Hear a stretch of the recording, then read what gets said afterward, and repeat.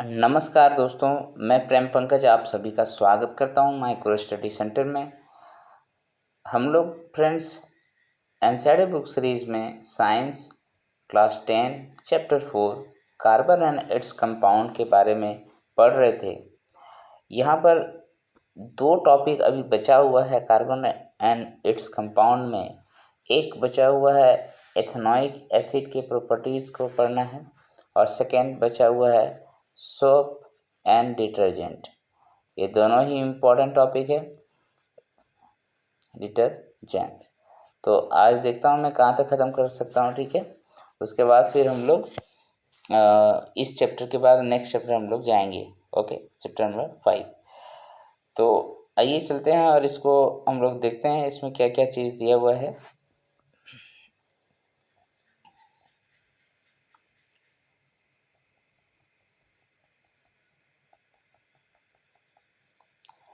आज की क्लास शुरू करने से पहले मैं आप सभी से रिक्वेस्ट करता हूं कि मेरा जो चैनल है माइक्रो स्टडी सेंटर उसको आप ज़रूर से ज़रूर सब्सक्राइब कर लीजिए।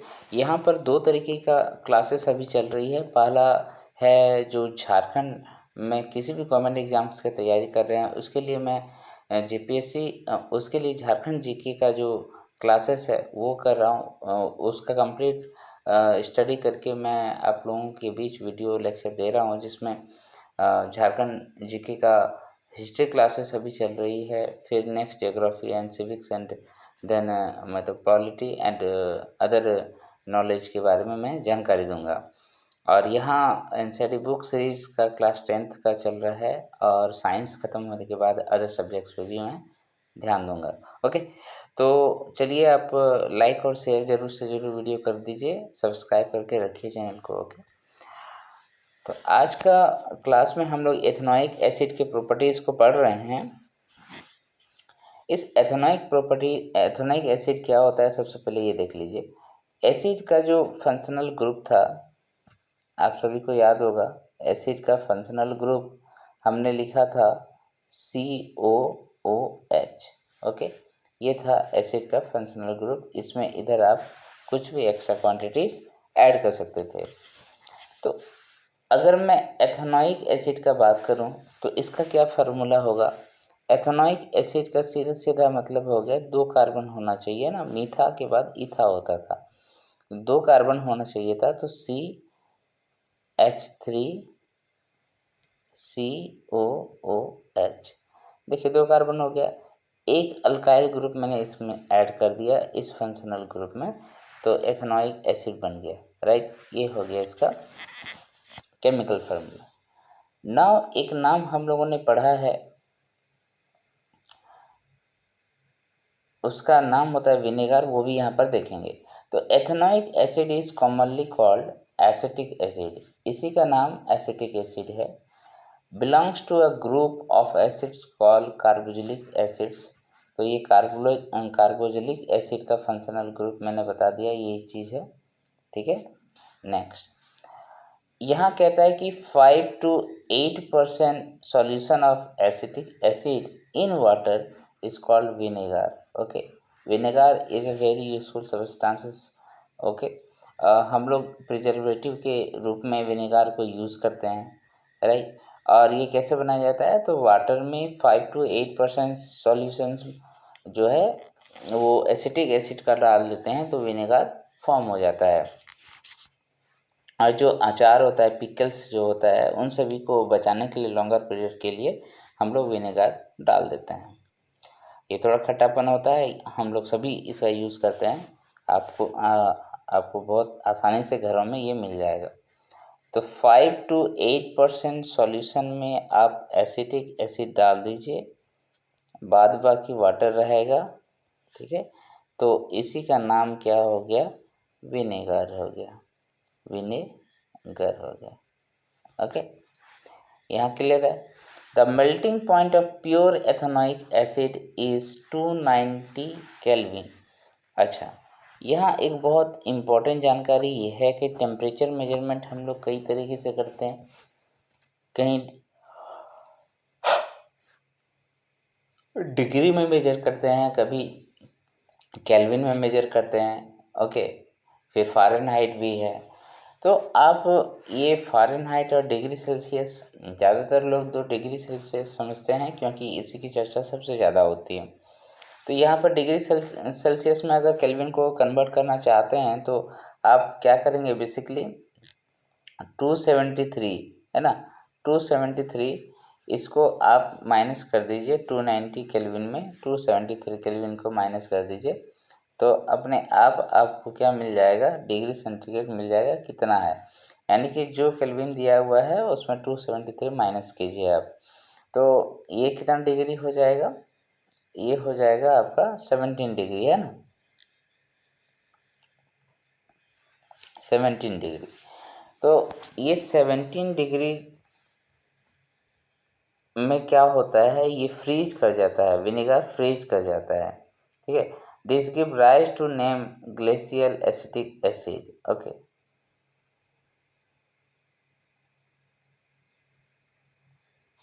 इसलिए जो विंटर सीजन होता है ना, तो विनेगर जो है जम जाता है, बहुत कम टेम्परेचर में ये जम जाता है, ठीक है। रूम टेम्परेचर जो ठंडे के दिनों में होता है उसमें ये जम जाता है।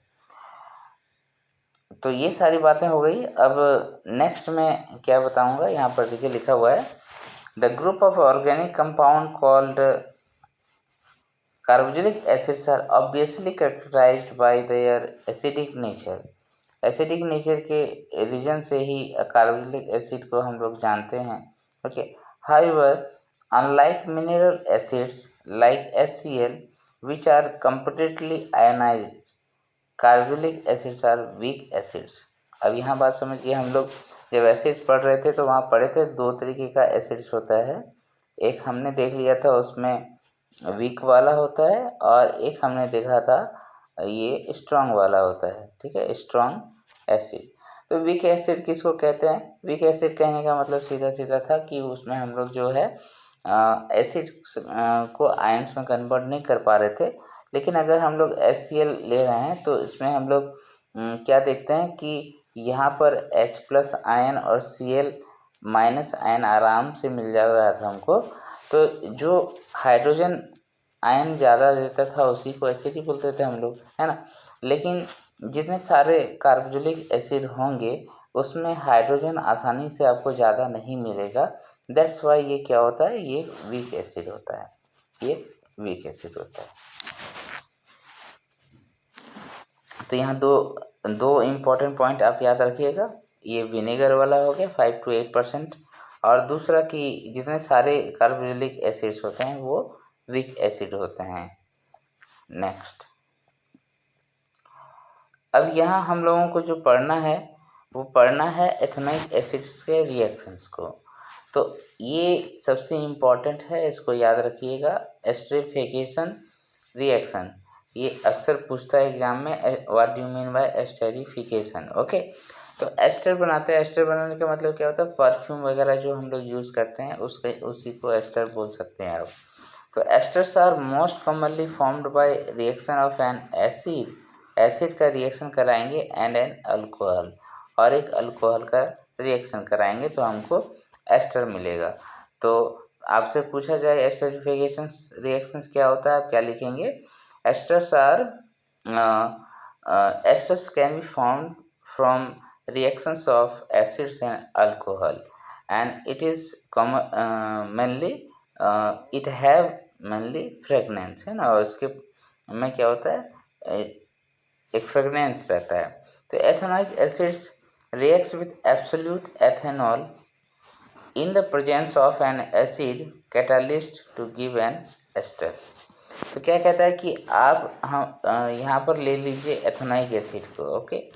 एथेनोइक एसिड को लेने के बाद आप क्या ले लेंगे, एथेनॉल ले लेंगे, अल्कोहल वाला पोर्शन ले लेंगे, ये वाला ले लेंगे, और इसको एक कैटलिस्ट इसमें यूज़ करेंगे इस रिएक्शन में, तो मुझे ये वाला पोर्शन मिलेगा इस तरीके से, ठीक है। यहाँ पर देखिएगा आप, इसमें जो एस्टर बनता है ना वो इस तरीके से बनता है, COO यहाँ है और ये इधर O है। आप इधर एक अल्काइल ग्रुप डाल दीजिए, उसको R से डिनोट कर रहा हूँ मैं, और एक यहाँ पर R डाल दीजिए, यहाँ पर मैं डिनोट कर रहा हूँ अल्काइल ग्रुप को। दोनों ही अल्काइल ग्रुप है, मतलब कार्बन और हाइड्रोजन का जो कॉम्बिनेशन होता है वो वाला डाल दीजिए यहाँ पर। और ये अल्काइल ग्रुप मैं बार बार बोल रहा हूँ, इसका मतलब क्या होता है, इसका सीधा सीधा मतलब होता है जो आपने अल्केन पढ़ा है जैसे CH4, इसमें आप क्या करो, एक हाइड्रोजन को हटा दो और एक जगह कार्बन के लिए खाली छोड़ दो और यहाँ पर इसको चेंज करते रहो। तो इस यहीं पर R ग्रुप लगा दिया है कि इसमें कोई भी इस तरीके से ये वाला अल्काइल जो है ग्रुप बन गया। ये यहाँ पर हाइड्रोजन एक ठो, सॉरी कार्बन नहीं, हाइड्रोजन एक ठो बाहर कर दो, इसको हटा दो यहाँ से। तो यानी हटा देंगे तो क्या होगा, CH3 और एक बॉन्ड खाली रहेगा। ये जो बॉन्ड खाली रहेगा इसमें कुछ भी घुसा सकते हैं। तो मेनली हम लोग जो है ये जो CH3 मिला या फिर इसके बाद वाला C2H6 में से एक हाइड्रोजन हटा दो, C2H5 हो गया, ठीक है। तो ये सब अल्काइल ग्रुप है। यही सब को आप जहाँ पर खाली जगह है ये वाला और ये वाला पोर्शन, उसमें आप घुसा दो एस्टर के, तो ये क्या होगा, कंपाउंड्स नए नए बनाते चले जाएंगे। ओके, तो यहाँ पर मैं क्या बता रहा था कि एस्टरिफिकेशन का सिंपल सा मतलब है कि एथेनोइक एसिड और एथेनॉल को आप रिएक्शन करवाओ तो आपको एस्टर मिलेगा। एस्टर का फंक्शनल ग्रुप यहाँ मैंने दिखा दिया। इस साइड अल्काइल ग्रुप जोड़ दो, इस साइड अल्काइल ग्रुप जोड़ दो, तो आराम से मिल जाएगा। तो यहाँ पर टोटल नंबर ऑफ कार्बन देखिए कितना हो गया, 1 2 3 एंड 4 नंबर ऑफ कार्बन है इस एस्टर में, राइट। क्योंकि लेफ्ट हैंड साइड में जहाँ पर एथेनॉल है और एथेनोइक एसिड है, उन दोनों को आप देखेंगे तो उन दोनों में कार्बन की संख्या इतना ही मिलेगा आपको। अब इसको मैं डिलीट कर देता हूँ। Okay, next. Generally esters are sweet smelling substances. ये स्वीट स्मेलिंग सब्सटेंस होता है। These are used in making perfumes and flavouring agents के रूप में भी इसका यूज़ होता है, परफ्यूम बनाने में यूज़ होता है। On treating with sodium hydroxide, यहाँ पर क्या हो रहा है कि सोडियम हाइड्रोक्साइड के साथ अगर ये रिएक्ट करेगा, विच इज़ एन अल्कली, जो कि सोडियम हाइड्रोक्साइड मतलब क्या बोल रहा है, NaOH बोल रहा है, यानी sodium hydroxide. The ester is converted back to alcohol and sodium salt of carboxylic acid. This reaction is known as saponification because it is used in the preparation of soap, and soaps are sodium or potassium salt of a long chain carboxylic acid। तो यहाँ पर आपसे इस paragraph में क्या मिल गया, आपको दो तरीके की चीज़ें मिल गया। सबसे पहले तो ये मिल गया कि एस्टर जो है क्या होता है, फ्रेगनेंट होता है, इसमें परफ्यूम के रूप में बनाते हैं हम लोग, और फ्लेवरिंग एजेंट के रूप में भी इसका काम कर लेते हैं। दूसरा कह रहा है कि अगर आप इसी एस्टर को है ना सोडियम हाइड्रोक्साइड के साथ रिएक्शन कराएंगे, है ना, एस्टर प्लस सोडियम हाइड्रोक्साइड को इसके साथ रिएक्शन कराएंगे तो आपको फिर से एसिड्स यानी कार्बोक्सिलिक एसिड्स मिल जाएगा और फिर अल्कोहल मिल जाएगा। ये इसका कहना है, ठीक है। और इसी को हम लोग क्या कहते हैं, इसी को हम लोग बोलते हैं सपोनिफिकेशन। क्या कहते हैं, सपोनिफिकेशन यानी साबुन बनाने की प्रक्रिया, इसी का नाम है साबुन बनाने की प्रक्रिया। तो एस्टर को हम लोग सोडियम हाइड्रोक्साइड के साथ रिएक्शन करा रहे हैं, एसिड और अल्कोहल मिल रहा है, इसका नाम है सपोनिफिकेशन। और फिर आपसे अगर पूछा जाए कि what do mean by shop, shop क्या होता है, SOAP, सॉप जो साबुन हम लोग जो जनरली यूज़ कर रहे हैं घरों में, वो क्या आता है। तो आप सीधा सीधा लिखिएगा कि सॉप्स आर सोडियम और potassium salt of long chain carboxylic acid, है ना। यहाँ से यहाँ तक मैं दिखा दे रहा हूँ। सॉप्स आर सोडियम और potassium salts of long chain carboxylic acid. ये क्वेश्चन भी आता है ऑब्जेक्टिव में, तो ये आप याद रखें, सोडियम और पोटेशियम सॉल्ट होता है और वो लॉन्ग चेन कार्बोक्सिलिक एसिड बनाता है, राइट। तो ये हो गया सॉप के बारे में जानकारी। अब यहाँ पर आगे हम लोग देखेंगे कि देखिए यहाँ पर दिखा भी दिया आपको, ठीक है। हमने क्या किया, ये जो एस्टर है, एस्टर को ले लिया, एस्टर के साथ NOH हमने रखा और आपको C2H5 अल्कोहल मिल गया और CH3CONA मिल गया, ठीक है। अल्कोहल के साथ आपको सोडियम का जो कार्बोक्सिलिक एसिड है वो मिल गया और ये लॉन्ग चेन क्या काम करेगा, एज सॉल्ट काम करेगा। अब फिर हम लोग देखते हैं कि जब बेस के साथ रिएक्ट कराएंगे एथेनोइक एसिड को हम लोग बेस के साथ रिएक्ट करा रहे हैं। ये टॉपिक जो मैं बता रहा हूँ वो एथेनोइक एसिड का ही बता रहा हूँ। तो यहाँ पर अब NaOH सोडियम हाइड्रोक्साइड है, ये बेस है। उसका रिएक्शन अगर हमने एथेनोइक एसिड के साथ करा दिया यानी कि एसिटिक एसिड के साथ करा दिया तो क्या होता है, यहाँ पर एक हाइड्रोजन का प्लेस जो है वो सोडियम ले लेगा, ठीक है। यहाँ पर देखिए सोडियम ले लिया। अब ये सोडियम जैसे ही लिया तो ये वाला बन गया इस फार्मूला। तो ये क्या बना दिया, ये देखिए ध्यान दीजिए, ये सॉप है ना, सॉप है, क्या है ये, सॉप है। सॉप मतलब साबुन, मैं बात कर रहा हूँ यहाँ पर साबुन का बात कर रहा हूँ, okay.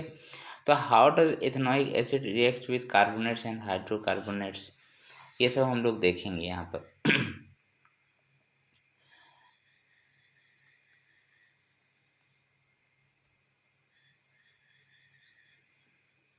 Reactions with carbonates and hydrocarbonates, तो एग्जाम्पल ही देखिए वहीं से समझ में आएगा। ये है इथेनोइक एसिड, एसिटिक एसिड भी जिसको कहते हैं। हमने ले लिया sodium carbonate, okay. Sodium carbonate ले लिया तो यहाँ पर क्या हुआ, ये जो हाइड्रोजन वाला पोर्शन था, यहाँ पर जो हाइड्रोजन वाला पोर्शन था वो रिप्लेस कर दिया सोडियम। सोडियम रिप्लेस करके यहाँ पर क्या बना दिया मेरा, CH3COONA। फिर वाटर का मोलिक्यूल और कार्बन डाइऑक्साइड बाहर हो जा रहा है, यही हो रहा है यहाँ पर।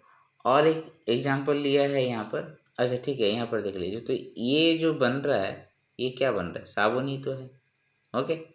सोडियम का है ये कार्बोक्सिलिक एसिड लॉन्ग चेन वाला। अब यहाँ पर सेकेंड रिएक्शन देखिए, सेकेंड रिएक्शन क्या है, CH3COH यानी कि फिर से इसने एथेनोइक एसिड को लिया, एसिटिक एसिड को लिया, उसने सोडियम बाइकार्बोनेट से इसका रिएक्शन करा दिया। एक कार्बोनेट है, एक बाइकार्बोनेट है। तो यहाँ पर जो सोडियम फिर से रिप्लेस कर दे रहा है हाइड्रोजन मॉलिक्यूल को, तो और फिर वाटर और कार्बन डाइऑक्साइड बना दे रहा है। समझ में आया बात। तो देखिए ये क्या लिखा है, लिखा क्या है वो चीज़ भी हम लोग देख लेते हैं। यहाँ लिखा है कि reactions with carbonates and hydrocarbonates, ethanoic acids reacts with carbonates and hydrocarbonates to give rise to a salt, carbon dioxide and water. ये तीन प्रोडक्ट दे रहा है। ये सोडियम का कोई भी कंपाउंड क्या कहलाता है, सॉल्ट कहलाता है। तो यहाँ पर आपको सॉल्ट मिल गया और सॉल्ट के साथ जो है वो क्या हो रहा है, वाटर अलग दे रहा है और आपका वाटर प्लस ये कार्बन डाइऑक्साइड दे रहा है, ठीक है, कार्बन डाइऑक्साइड। समझ में आया बात। तो इस तरीके से काम हो रहा है यहाँ पर। नेक्स्ट क्लास में दोस्तों हम लोग सॉप एंड डिटर्जेंट कर लेते हैं, छोटा छोटा क्लास लेते हैं, ज़्यादा टाइम आप लोगों के पास रहता नहीं है, देखते नहीं है वीडियो। मैं आप लोगों से रिक्वेस्ट करता हूँ कि मेरा वीडियो आप ज़रूर से ज़रूर देखिए, इसे शेयर कीजिए, लाइक कीजिए और मेरे चैनल को सब्सक्राइब कर लीजिए जिसका नाम है माइक्रो स्टडी सेंटर, ओके। और नेक्स्ट क्लास में हम लोग सॉप्स एंड डिटर्जेंट देख लेंगे और कार्बन एंड इट्स कंपाउंड खत्म हो जाएगा, फिर हम लोग नेक्स्ट चैप्टर स्टार्ट करेंगे। दोस्तों बने रहिए मेरे साथ और देखते रहिए micro study centre channel. Thank you for watching my video. जय हिंद, जोहार।